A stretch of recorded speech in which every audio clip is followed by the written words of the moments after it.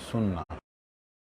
तो ब्रह्मवादी जो ऋषिगण हैं वो ब्रह्मविद बनने के लिए उन्होंने, ब्रह्मविद का मतलब क्या होता है? ब्रह्मवादी, उनके बारे में विचार करना, वार्तालाप करना। और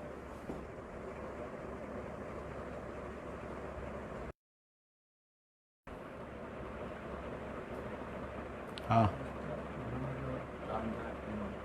बोलो, मालूम तो शब्दों का अर्थ। ब्रह्मवेद माने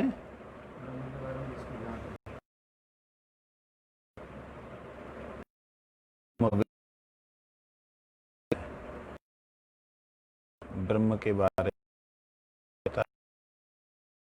में विचार करता है। ब्रह्मवादी ब्रह्म लिए क्या किया? ध्यान किया। इंद्रियों, मन बुद्धि से के चिंतन में जाकर के चिंतन अलग अलग ऋषियों है दिखाया, इस संसार का तरीके से दर्शन हुआ। संसार ही है। एक ने देखा कि वह एक बहुत बड़ा है, एक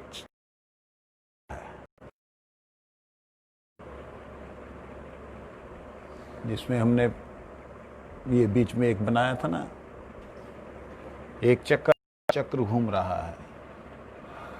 और दूसरे ने क्या देखा?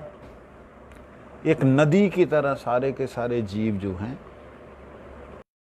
ब्रह्मरूपी समुद्र में विलीन हो। अलग अलग तरीके से अलग अलग ऋषियों ने देखा। ऐसा कैसे हो सकता है?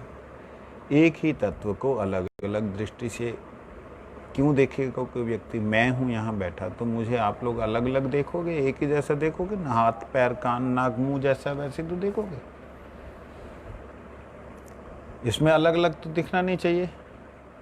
लेकिन हाँ, अलग अलग दिखता है तब जब हाँ वही अलग अलग तब दिखता है जैसा जैसा आपके दिमाग में मेरे प्रति भाव होगा, वैसा वैसा आप। चक्र तो है, अगर इसे नदी देखें तो ये नदी है। कैसे नदी है जयदेव जी, आप बताइए।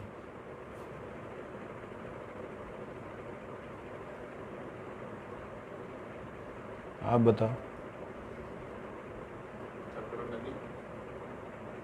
हाँ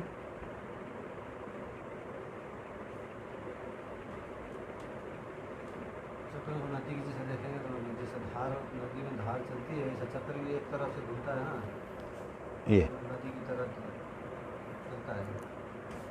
इसीलिए आप लोग देखिए, आप लोगों को नॉर्मली बोलते हैं आकाश गंगा। आकाश गंगा का मतलब क्या होता है?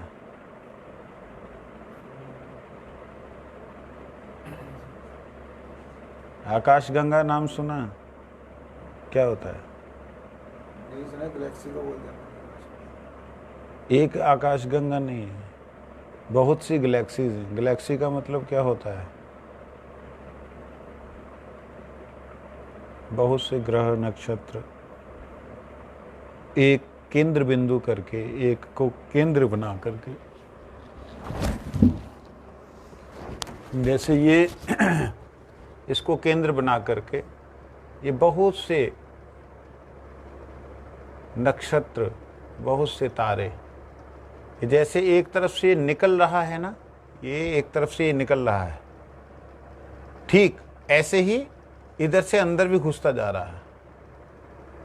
जहां रोड मिली है खाली, उसके साथ साथ ये उस काल के गाल में भी चलता जा रहा है। काल के गाल में चल करके एक तरफ से निकल रहा है और एक तरफ से अंदर जा रहा है। ये है संसार चक्र। और इस संसार चक्र को एक ऋषि ने चक्र के रूप में देखा और एक ऋषि ने नदी के रूप में देखा।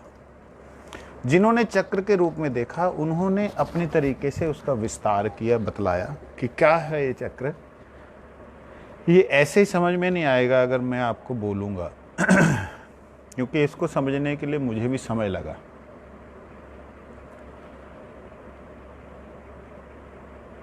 इसके लिए आप लोगों को जैसे पेपर पेन लेकर के बैठा हो ना आदमी और नोट करता जाए कि क्या क्या बोला जा रहा है, फिर उसकी एक एक दिन एक उसकी व्याख्या होती जाए, तब ये चीज़ समझ में आएगी संसार चक्र की।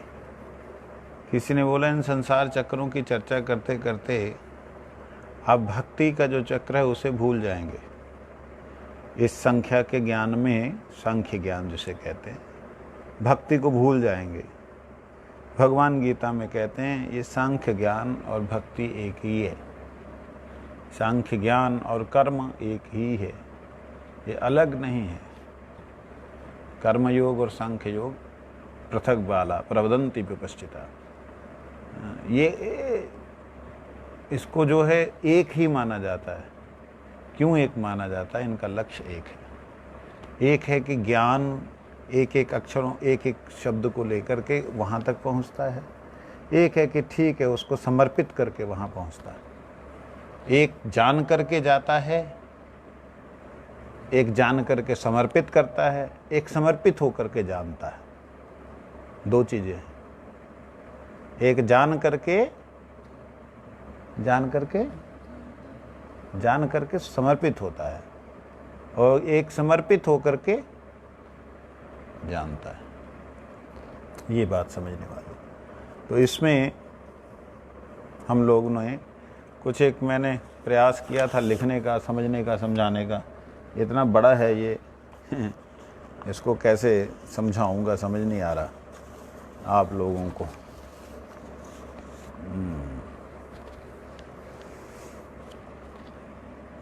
चलिए आज शुरू करते हैं।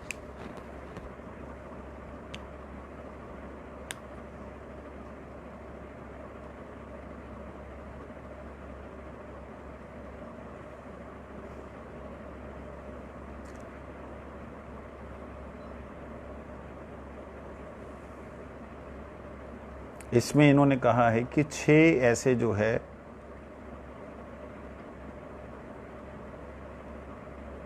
समूह हैं जो 8 के नाम से जाने जाते हैं।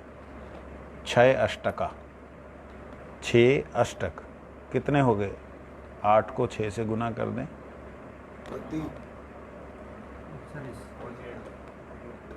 48।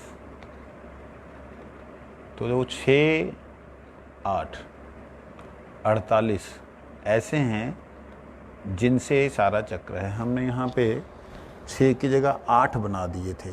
ये 6 बनेंगे। इसको कर सकते हो? कौन नहीं बनेगा। 2 लाइनें हटा करके इसको सेंटर ऐसे मिटा दो, भले समय लगेगा।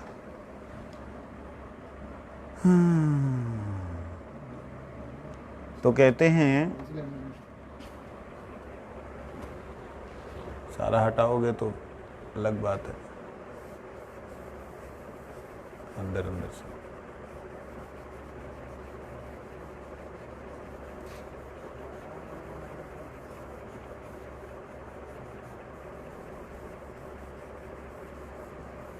बस ठीक है।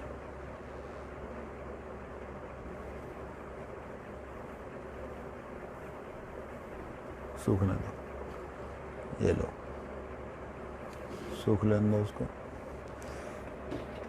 इसके बीचों बीच जो है यहाँ पे एक बिंदी बनानी पड़ेगी। नीचे वाली बिंदी दिखाई दे रही है।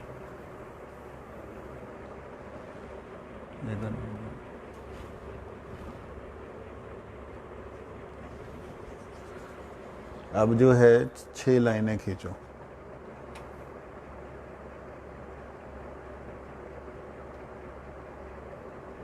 तीन लाइनें यहाँ से वहाँ।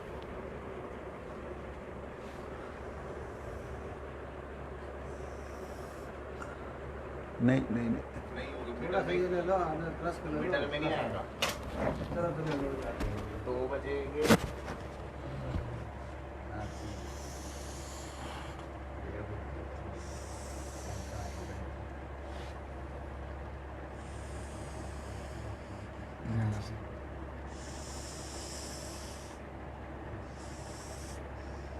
ये अब ये खड़े रहो यहाँ पे, इसको ढक्कन लगा लो। ये है 6, एक सेकंड, ये है 6 धुरों वाला चक्का।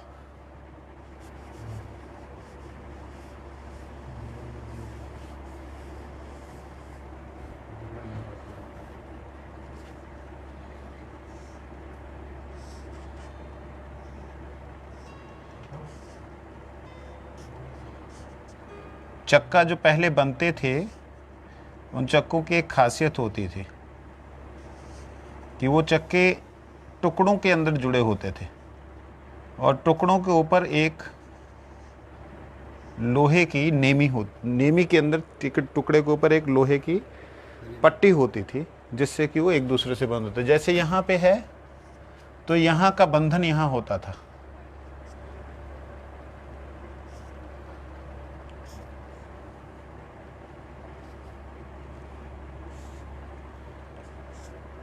ये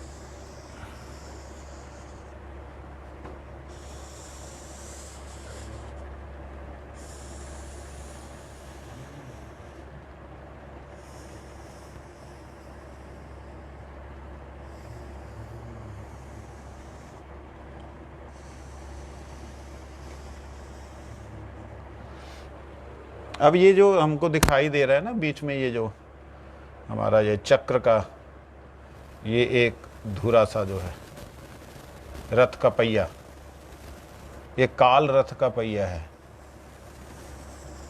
ये महामाया का पहिया है, हाँ? ये सुभद्रा देवी का, माया देवी का चक्र है।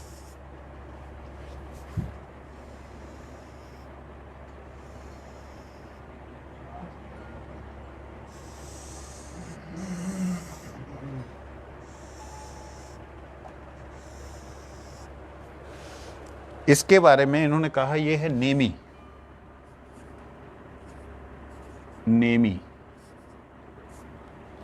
नेमी का मतलब होता है जो काल के चक्र का सेंटर है, और इस काल के चक्र के सेंटर को, इस माया के चक्र को जो है चारों तरफ से जो है जिसने घेर रखा है वो है रजोगुण, सतोगुण और तमोगुण। जैसे इन दोनों को, 1 2 रजोगुण,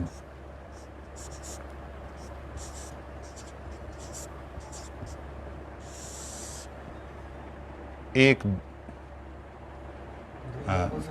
2 2 को लेना होगा ना, ये यहां से यहां तक है।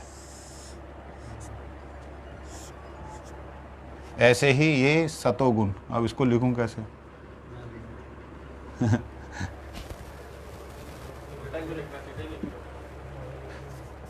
यहाँ तक आएगा। ये यहाँ से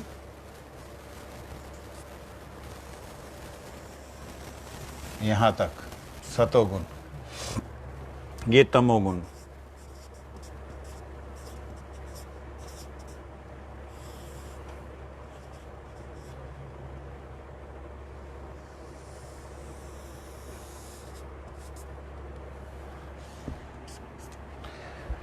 रजोगुण, सतोगुण, तमोगुण, ये तीनों गुणों का खेल ऐसा है कि इसमें जो कोई भी आएगा, वो इस खेल में फंसता जाएगा। अर्थात उसका एक समय में उसका प्राकट्य होगा, जन्म होगा, वो उसका पालन होगा, फिर वो नाश हो जाएगा। मतलब जैसे ये चक्र दिखाई दे रहा है नदी का, ये नदी का चक्र दिखाई दे, ये है मानो रजोगुण उत्पन्न हुआ, ये पालन हो रहा है उसका, सतोगुण पालन हो रहा है, फिर वो एकदम फिर दोबारा से विलीन, खत्म, तमोगुण में फिर चला गया। फिर वो जब गया तो वो जाने का उसका तरीका क्या है, जैसे ही तैसे ही कुछ जो उधर जा रहे हैं वो अंदर घुसते जा रहे हैं।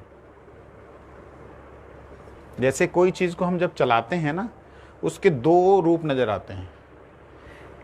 चलना, ऐसे चलने के साथ साथ उसका दूसरा रूप नजर आता है कि उसका उल्टा चलता है। जैसे पंखा कई बार चलता है, अक्सर पंखा चलता है तो उसको दिखलाई देता है कि एक उसके उल्टा चल रहा है, उल्टा स्लो स्लो चल रहा है। वो वास्तविकता में उल्टा चलता नहीं है, वो हमारी एक भ्रांति होती है।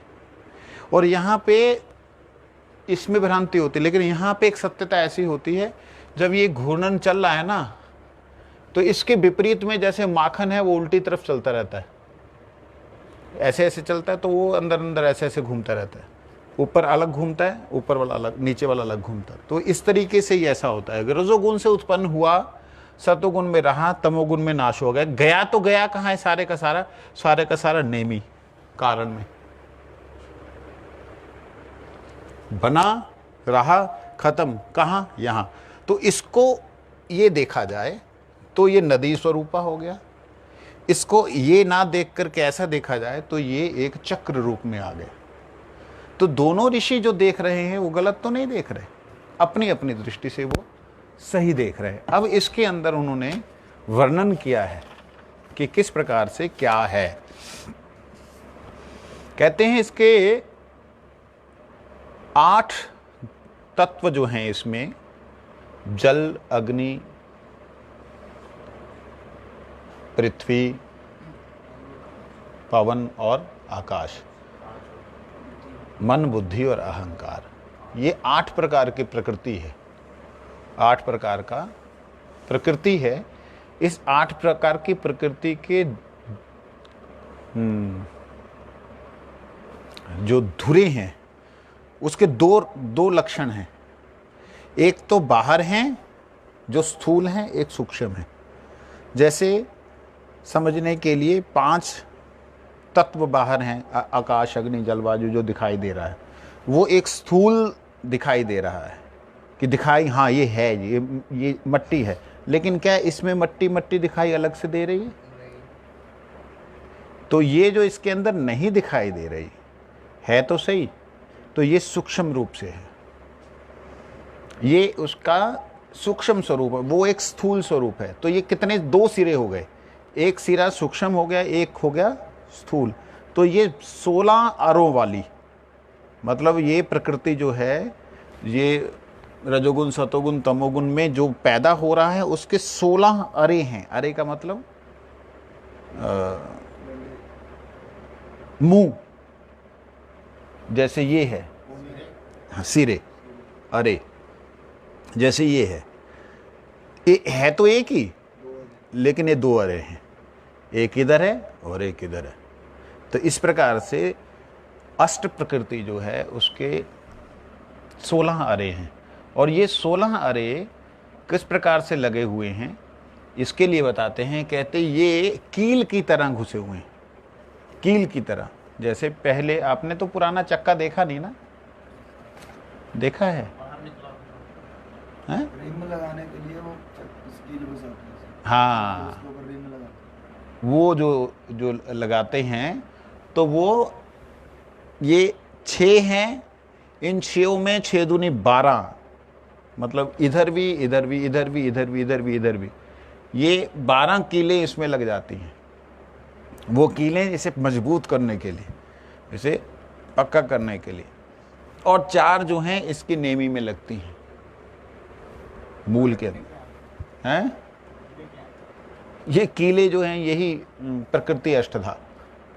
8 प्रकार के जो इसके शूल हैं, वो शूल अरे इसके अंदर जो है 9 कीले।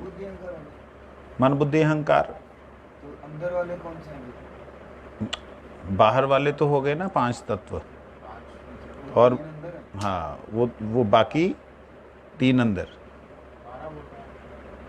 12 बाहर,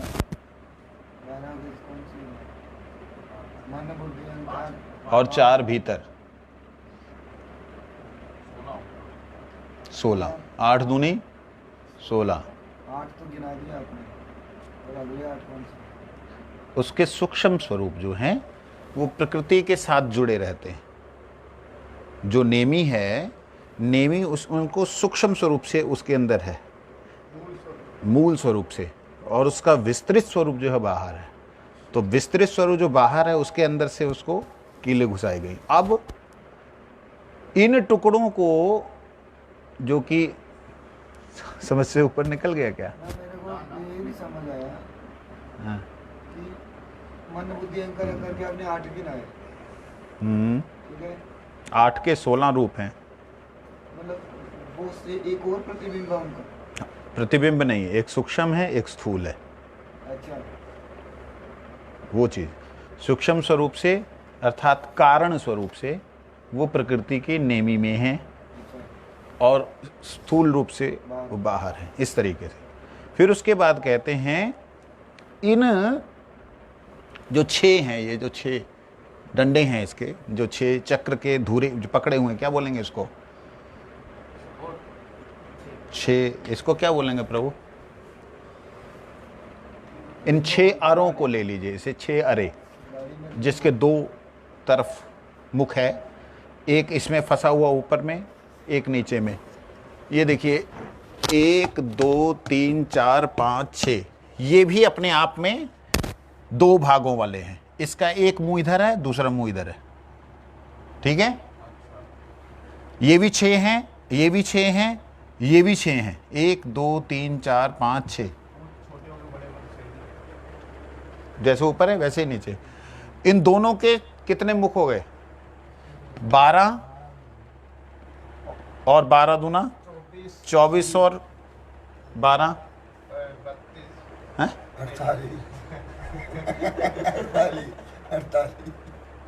24 और 12 कितने होते हैं? 36 होते हैं, ठीक है। तो अब ध्यान दीजिएगा, ये समझने वाली बात है कि ये जो उल्लेखित जो इसमें प्रकृति है, अब उसका उन्होंने इनके साथ में 8 8 8 8 के रूप में दिया है। एक तो दिया कीले, और फिर उसके बाद में कहा कि ये 8 8 रूप से ये इस संसार को चलाती है। वो 8 8 कौन से रूप हैं? एक में उन्होंने प्रकृति अष्टधा लिया है, सीधे लिख दीजिए, हम्म, सीधे लिख दीजिए।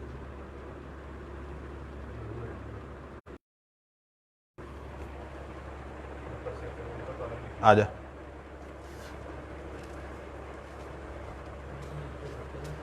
प्रकृति 8 प्रकार की जो प्रकृति है ना, इसको ले लो, यहाँ उसको रहने दो, सूख जाएगा। इसको लो, 8 प्रकार की प्रकृति।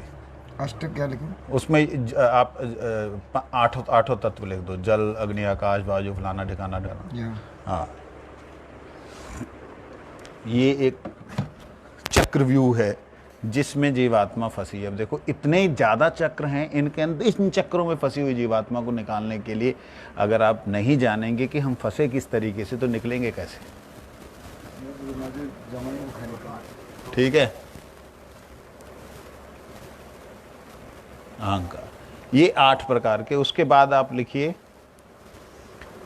जो 8 धातुएं हैं, यहाँ पे लिखो 8 धातु। इसमें लिखिए त्वचा, छोटा छोटा, त्वचा, चमड़ी, मांस,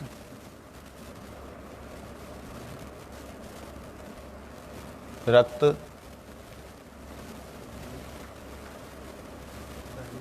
मेद, हड्डी,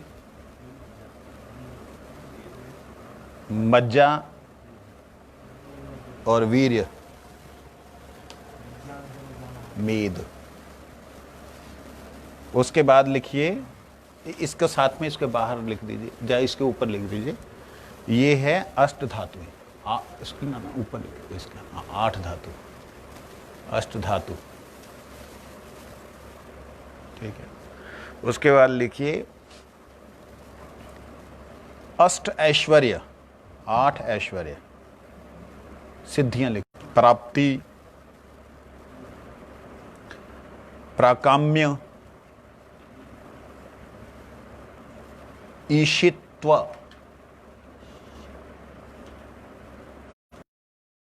अशित्व, ठीक है।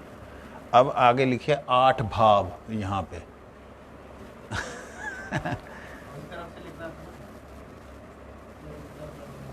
हाँ, ऐश्वर्य भिखारी पना, अनैश्वर्य।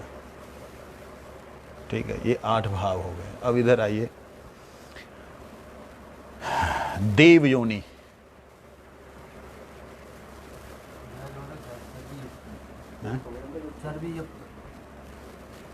देव योनि, इसके अंदर लिखिए ब्रह्मा, प्रजापति, देव, गंधर्व, यक्ष, राक्षस,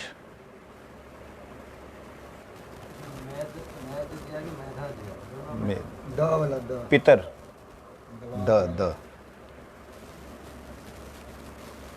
और पिशाच, पिशाच। उस पे एक बाद आ जाओ, 8 गुण।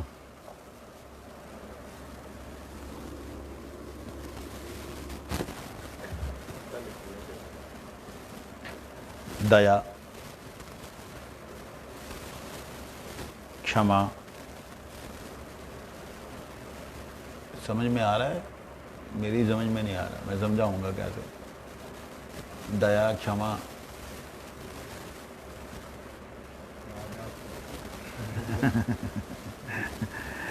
अनसूया, अनसूया, ठीक है। शौच, सरलता, मंगल, उदारता,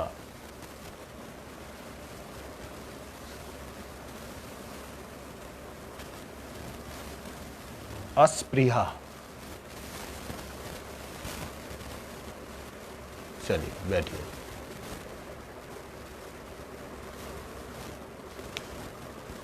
इसको अष्टक कहा है, 6 अष्टक, मतलब 6 जो इसके 6 जो ये डंडे हैं, 6 डंडे जो हैं, ये 6 डंडे, एक एक डंडा फंसा हुआ है, इधर से भी और उधर से भी। एक तरफ से वो फंसा है रजोगुण, सतोगुण, तमोगुण से, एक तरफ वो फंसा है सूक्ष्म रूप से नेमी, अर्थात अपने कारण स्वरूप माया में। कारण स्वरूप माया कहने का मतलब आप यूं समझिए, उदाहरण हमारे पास ज़्यादा नहीं है, यूं समझिए कि सोर्स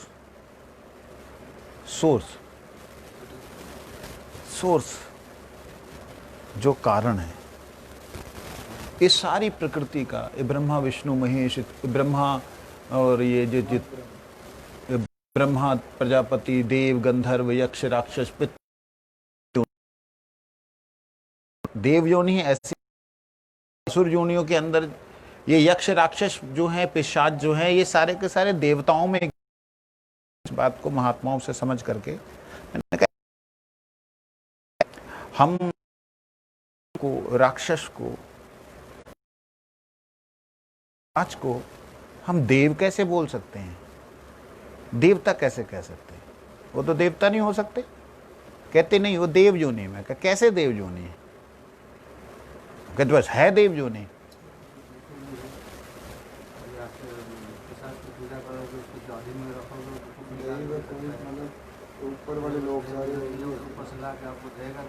क्या बात है। देव का मतलब है जो देते हैं, करने से वो भूत इधर से उधर से काम करके ला के देता है। अच्छी लगी बात, आपकी बात। जो मैंने जिनसे पूछा उन्होंने कहा कि बस देव योनि है, लेकिन हाँ वो देव योनि इसलिए है क्योंकि मय है वो। राक्षस जो आज प्रत्यक्ष रूप से नजर नहीं आते हैं, इस प्रकार से तो जो नीचे वाले जैसे लोग हैं, वहां पे उनका जो है स्थान है। आप देखिए बलि महाराज जी का जो स्थान है वो बैकुंठ की तरह है। मैं पूछ रहा हूँ, इस पृथ्वी लोक से ऊपर के तल और नीचे के तल दोनों सूक्ष्म है? हाँ, दोनों सूक्ष्म नहीं है, मनोमय शरीर है। शरीर हैं, लेकिन कहीं जलमय है, कहीं जो है अंतरिक्षमय है, जैसे आकाशमय है। हमारे की पंच हमारा पूर्ण पंच महाभूत का बना हुआ है। यातना अहंकार, उसी को यातनामय शरीर कहते हैं। कहने के लिए उसी को यातनामय। जो जितना सब कुछ इस वक्त प्रपंच रचा हुआ है, वो प्रपंच जो है वो इस प्रकार से है। आप इधर आ जाओ। वहाँ पे शरीर ही होता है, मगर जैसे आप शरीर, जो शरीर वहाँ पे जाता ना, आगे आ जा, आगे। जैसे आग में डाल जलता नहीं।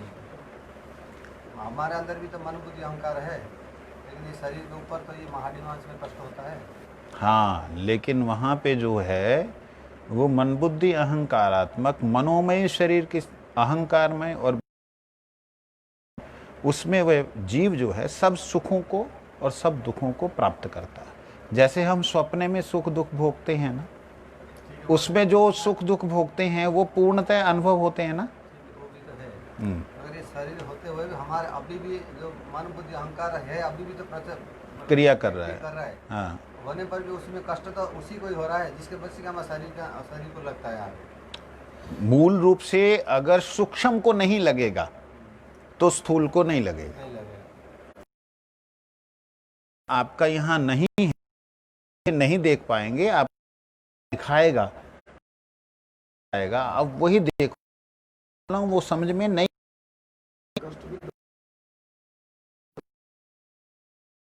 तो ताप लग जाना, वो मन ना भी हो, कई बार बिना देखे कोई गर्म चीज स्पर्श हो जाती है तो फिर भी उसका ताप तो लगता है, वो दर्द तो होती है ना उसकी, मन ना भी हो तो भी। ये बात भी युक्त है कि मन नहीं भी है। जैसे उदाहरण के सोया हुआ था, तो मेरे भैया ने आके काटा, और जैसे काटा स्पर्श इंद्रिय ने मेरे को जगा दिया। ध्यान दीजिए, उसने जगाया तो बुद्धि जो कहीं घूम रही थी कहाँ आई? तुरंत शरीर में। तो मतलब उसने सूक्ष्म को ही हिट किया। सूक्ष्म को वो मिला है, आपको कष्ट हुआ, बुद्धि को वो अनुभव नहीं हुआ, वो अनुभव नहीं हुआ। अगर स्पर्श करती थी मुझे अनुभव होता था, लेकिन उसने स्पर्श किया, इधर उधर उसने मुंह मारा, जब उसने देखा कि कोई नहीं हिल रहा तो उसने उसको काटना चाहा। जैसे उसने काटना चाहा, जैसे उसने दांत अपने गाड़ दिए, मेरे को साथ साथ अनुभव हुआ। क्यों? क्योंकि स्पर्श इंद्रिय ने, उसका जो स्वभाव है कि उसको अनुभव करने के लिए बुद्धि के पास पहुंचना है। ठीक है ना? कोई भी, ये जितने भी ज्ञान इंद्रिय हैं, ये तब तक अनुभव गम्य नहीं होती जब तक कि बुद्धि मन इसके साथ युक्त ना हो जाए। शरीर में चेतनता क्यों नहीं है? जब तक शरीर में आत्मा है तब तक चेतनता है। नहीं होता, अनुभव होगा भी नहीं, क्योंकि उस वक्त उसकी जो उसको ऐसी अवस्था में ले आके खड़ा कर दिया है कि उसको सेंसलेस को क्या बोलते हैं, अज्ञान अवस्था दिया है कि वह अपना ना दे सके बुद्धि को, और बुद्धि को बनाते एक बेहोशी अवस्था में आ गई। शरीर है, चमड़ी है, अनुभव हो रहा है, रख दिया इंद्रियों को, अलग किया जा रहा है नई आंख डालने का। तो उस वक्त वो इंद्रिय तो अनुभव नहीं दे रही है। क्यों नहीं दे रही है? क्योंकि उसको बेहोश कर दिया है, पीछे से उसका होश जो है बुद्धि से हटा दिया है। तो इसलिए इंद्रियां कभी भी अपना अनुभव तब तक नहीं देती हैं जब तक कि अपने मूल स्वरूप मन बुद्धि अहंकार के साथ में ना जुड़े। तो सूक्ष्म शरीर के बिना, जो आपने कहा था के बिना शरीर जो है एक्टिव नहीं। अब आप वापस आइए यहीं पे जहां हम चिंतन। जनक महाराज जो थे वो कथा में कहीं सुना था कि उनका जो पैर था एक मतलब उसमें थे और उनको पता ही नहीं चल रहा, कोई अनुभूति ही नहीं हुई उनको, और पैर जल रहा था। वो उस अवस्था को क्या कहेंगे? वहाँ तो ये लॉ लागू नहीं हुआ फिर। वही तो है ना, उन्होंने अपना ज्ञान, मन, बुद्धि, अहंकार भगवान की सेवा में दे दिया, तो शरीर का अनुभव नहीं है। वही बोल रहे हैं ना, सूक्ष्म वही चीज आपको बतला रहे हैं ना कि जो सूक्ष्म शरीर है, मन, बुद्धि, अहंकारात्मक सूक्ष्म शरीर है, को समर्पित हो जाता है। इस शरीर के अंदर हो रही क्रिया का कोई भी अनुभव नहीं होता है। आप जो कोमा में पड़े लोग हैं, उनके शरीर क्रिया कर रहा है। कैसे शरीर क्रिया कर रहा है? उसके अंदर के जो जीव है, जिनको खाना तो उन्होंने पचाना ही है, उसको नहीं भूल गया, ऐसे किया जाता, भूल गया, और नाक आइस ट्यूब से दिया जाता। आते ही अंदर वाले जीवों ने काम, उसका यहां वाली क्रिया तो बंद होगी ना, टेस्ट भी नहीं उसको आ रहा, उसको सलाइवा को निगलना होता है ये पता ही नहीं, भूल गया। उस इंद्रिय हैं, जो कर्म इंद्रिय हैं, जो करनी है, वो क्रिया तो खत्म हो गई, लेकिन अंदर जाने के बाद तत्वों ने उसे हिला करके उसको बाहर भी पुष्ट किया, वो सब कुछ क्रियाएं चल रही हैं। तो वहां पर मन, बुद्धि, अहंकार एक ऐसी जगह पहुंच जाते जहां उन्हें अपना अनुभव नहीं होता, अर्थात वो ऐसे एक गर्त में चले जाते हैं जैसे वो हमने बनाया हुआ वहां। तो मतलब वो ऐसे अपने कारण स्वरूप में पहुंच जाते हैं जहां से वो आए हैं, उन्हें अनुभव कुछ भी नहीं होता। अब विषय पे हम वापस आते, इनको जैसे हमने ऐसे लिखा, जैसे अष्टधातु, मणि, मांस, रक्त, मेद, हड्डी, मज्जा, वीर्य, इसको हमने जैसे ऐसे लिखा है, इसको इस तरीके से लिखे, ये देखो। तो ये क्या बन गया? नदी। इसमें सारे देवता, यक्ष, राक्षस, ब्रह्मा वगैरह वगैरह घूम रहे हैं। इसमें जो है सारे के सारे, इसमें इस तरीके से चलेंगे तो क्या बन जाएगी? नदी। और सारी नदी जो है एक तरफ से लहर बनती हुई बाहर आ रही है, जैसे एक आ रही है उसके से वो अंदर और होता।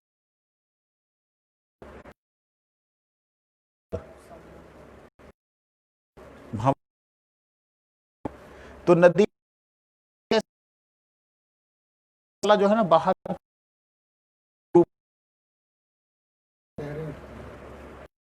वर्ल उसको बोलते हैं, अंग्रेजी में, हिंदी में भांवर कहते हैं। तो ये भांवर संसार जो है, भांवर कूप, ये भवकूप है, भंवर कूप है। इसमें व्यक्ति जो पड़ गया, उसका निकलना अनुभव जैसा हो जाता है। हैं? क्या?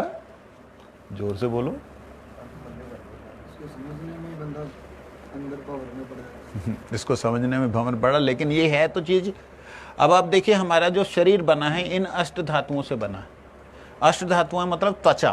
त्वचा किसे कहते हैं? चमड़ी किसे कहते हैं? मांस किसे कहते हैं? दिखने में एक ही शब्द है, एक ही तत्व है, लेकिन मांस ना, जो हड्डी को पूरी तरह कवर करके है, उसे मांस कहते हैं। और जिसने हड्डियों को एक दूसरे के साथ में जोड़ रखा है, वो मांस है। और चमड़ी जो है, ये ऊपर की जो लेयर है ना, हल्की सी डेड स्किन से नीचे वाली जो है, वो है चमड़ी। और इसके ऊपर जो हमको स्पर्श का अनुभव कराती है, ये है त्वक, ये त्वचा है। मतलब एक स्किन चमड़ा तो पता चलता है ना। अभी आप देखिए, जब आपको, तो होता नहीं। मैं अभी आपको दिखा रहा हूँ, जैसे आप माना जाए किसी का, राधे राधे, किसी का क्या हुआ, लीला समाप्त हो गई। अच्छा, तो जैसे किसी को आग लग जाती है, फफूला पड़ जाता है, इतना बड़ा फफूला पड़ गया। अब ऊपर वाली जो त्वचा थी, त्वक था, वो जल गया। जलने से उसके अंदर क्या आ गया? पानी आ गया। है त्वचा है लेकिन उसके ऊपर कोई अनुभव नहीं हो रहा है। अब जब तक रहता है तब तक पता नहीं तो चलेगा। इसी को तो त्वच कहते हैं ना, इसको त्वच कहते हैं, त्वचा। ऊपर का जो है वो जब तक अंदर उसके, जब तक सूख करके अंदर से ऊपर वाली लेयर नहीं बन जाती तब तक उसको ऊपर वाले का जो त्वचा का अनुभव है, स्पर्श का, वो अनुभव होता है। निकल आती उस पे अगर स्पर्श हो बड़ी दर्द होती है, लेकिन इस पे स्पर्श हो इतनी दर्द नहीं होती। लेकिन वो छिलने से जो एक वो उसको बोलते हैं चमड़ी। वो चमड़ी है ना जो दर्द होती है। हाँ, त्वचा जो है ऊपर है और इसके नीचे नीचे जो है मांस है और उसके नीचे फिर जो है रक्त है।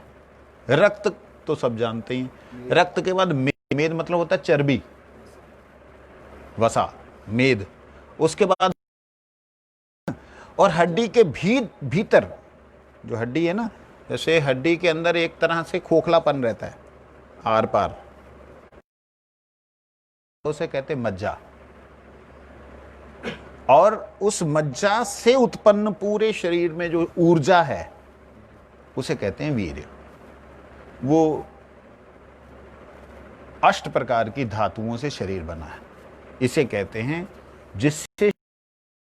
अब हम इन सब चीजों के अंदर हैं, चीजों के आवरणों के अंदर बैठे, और उसके बाद फिर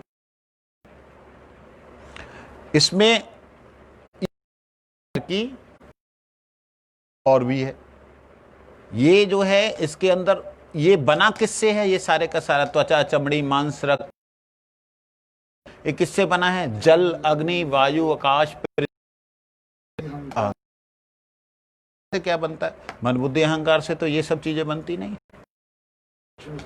वो तो सूक्ष्म। तो ये 5 तत्वों से ये बनता है, मन, बुद्धि, अहंकार से ये सारा संचालित होता है। अब इनके अलावा आप आइए जरा, 5 ज्ञान इंद्रियां, उसको मिटा दो ऊपर वाले को। हाँ देख लो, काम भी आ सकता है शायद। ये नहीं, 5 ज्ञान इंद्रिय, 5 कर्म इंद्रिय, पहले ऐसे लिखो। टाइटल हाँ टाइटल दे दीजिए, साइड में लिखते जाइए उसको, जैसे लाइन बना के ना। 5 लिख दो ज्ञान इंद्रियां, 5 कर्म इंद्रियां। आप जानते हैं कर्म इंद्रियां के भी 2 रूप हैं। कर्म इंद्रियां जो करती हैं उसका एक पक्ष है करना और एक है नहीं करना, तो उसकी भी 2 क्रियाएं हैं। क्रिया हो रही है लेकिन 2, जैसे हाथ जो है ये पकड़ता है, हाथ रोकता है, हाथ हमारा संबल है उठने बैठने का, लेकिन ये हाथ की एक तो क्रिया ये है,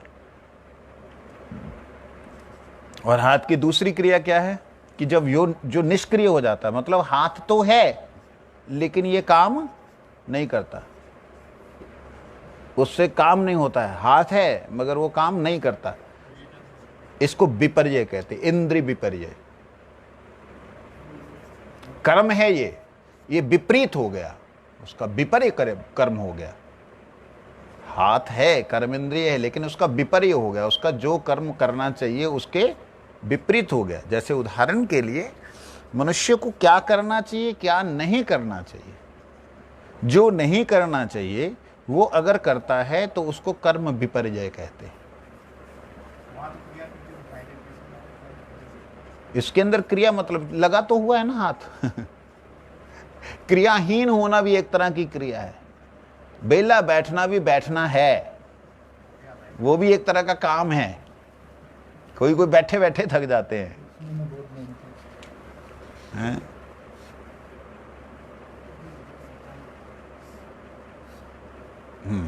ठीक है। हाथ का काम क्या है, पैर का काम क्या है? ये उधर नहीं है, मैंने वहां पे सुना। ये 5 कर्म इंद्रियां कौन कौन सी होती हैं? पंचकर्म इंद्रियां, वाचन, पंचकर्म इंद्री, काम करने वाली इंद्रियां। तुम शास्त्रीय होकर के नहीं जानते तो क्या हुई? तुम्हारे हाथ पैर हैं कि नहीं? तो वो कर्म इंद्रियां गिनी जाती हैं ना। तो क्या कौन कौन सी हैं? हाँ, नकल मार रहे हो, इतने बुढ़े हो गए। गलत लिखा है। उपस्थ जो उदर है ना, उदर नहीं गिना जाता है। उदर को जो है वो लोग उदर को नहीं लेते हैं, वो कहते हैं पायु, वाक, पानी, पाद, शरीर, पैर, पायु और उपस्थ। पानी की पायु,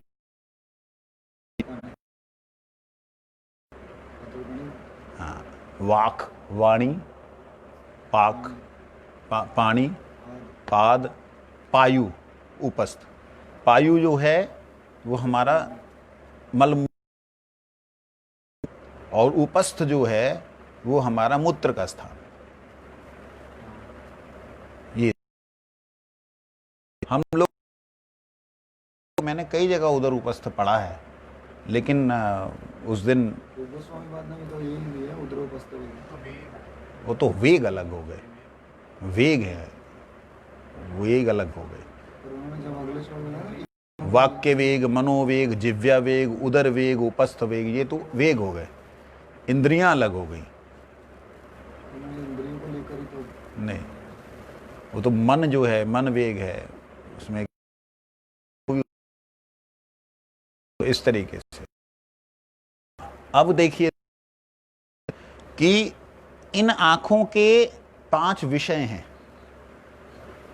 इन 5 जो ज्ञान इंद्रिय हैं उनके 5 विषय हैं। इन विषयों में हम फंसे हुए हैं, आंख के विषय में फंसे हैं, कान के विषय में फंसे हैं। किसी ने हमें अनुकूल बोल दिया तो हम उसे अच्छा मानने लग गए, किसी ने प्रतिकूल बोल दिया तो हम उसे बुरा मानने लग गए, किसी ने हमें अच्छी नज़र से देखा हम उसे अच्छा मानने लग गए, किसी ने हमें बुरी नज़र से देखा हम उसे बुरा मानने लगे। वास्तविकता में ये तो पंचमहाभूत से देखा गया तत्व है, पंचमहाभूतों की क्रिया है, और इस क्रिया में हम लोग कितनी जल्दी फंस जाते हैं। मतलब कितनी जल्दी किसी की आंखों में आंखें डाल के देखते हैं तो ऐसे लगता है तो खा जाएगा आदमी। हाँ भाई, घूर के क्यों देख रहा है? और वही कोई दूसरा आदमी देखता कहता भैया लूट जाएंगे हम तो। तो कहने का मेरा मतलब है जितने भी इंद्रियां हैं उन इंद्रियों के विषय हैं। जिह्वा का विषय क्या है और कर्ण का विषय क्या है? कर्ण का, कान का विषय क्या है? सुनना क्या होता है? विषय शब्द क्या है?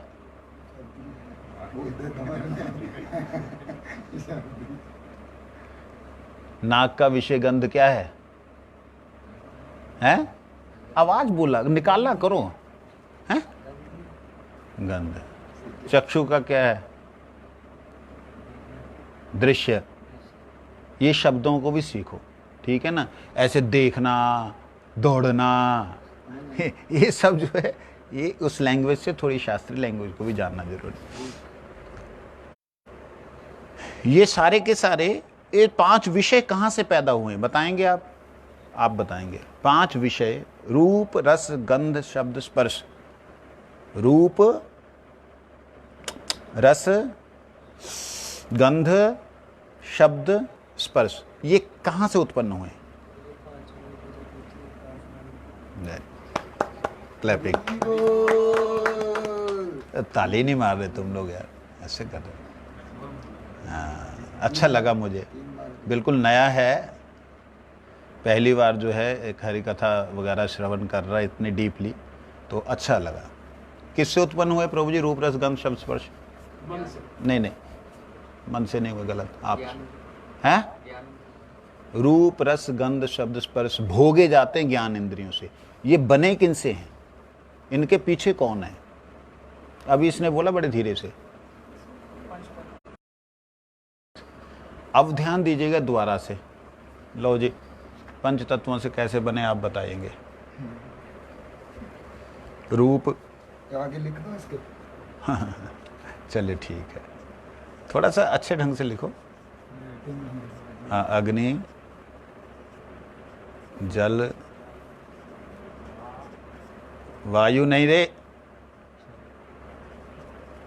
ढंग से लिखो।